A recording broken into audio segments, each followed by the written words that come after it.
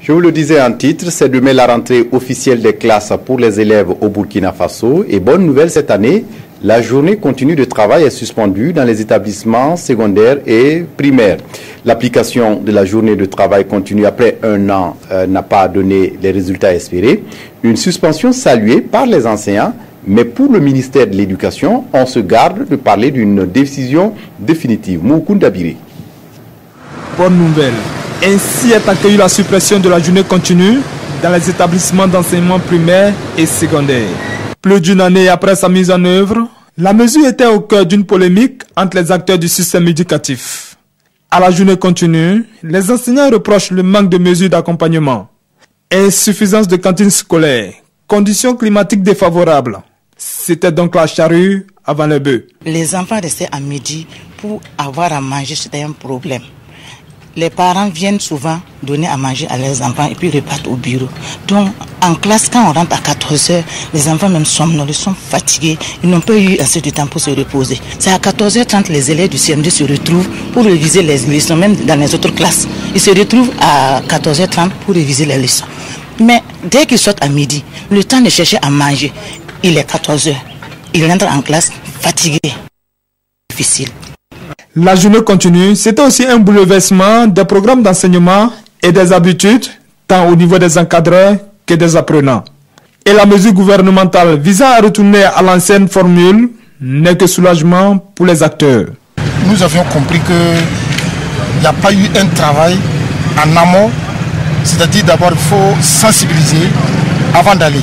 Parce qu'au niveau même de l'éducation, ça pose problème par rapport au programme. Il fallait d'abord voir les contenus, voir les progressions et maintenant parler de journée continue.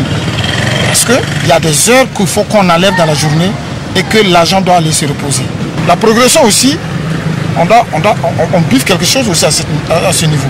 Donc, vers la fin de l'année, avec les grèves répétées des enfants, ça pose problème. Si les enseignants saluent la suppression de la journée continue, du côté des parents d'élèves, la mesure suscite quelques inquiétudes.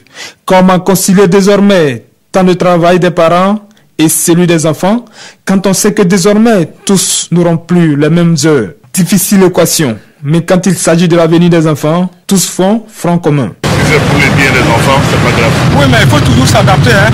Ça a toujours été comme ça avant. Au ministère de tutelle, l'on est bien conscient des difficultés et des inquiétudes soulevées par les acteurs de l'éducation. Mais le ministre Jean-Martin Coulibaly préfère plutôt parler de suspension en entendant un examen plus approfondi de la question.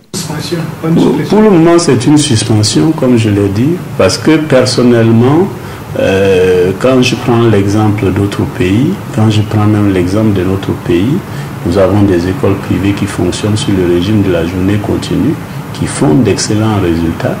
Et donc, ça doit nous questionner par rapport à ceux qui disent que ça ne marche pas parce que les rythmes scolaires sont bafoués, parce que le temps d'organisation scolaire est perturbé.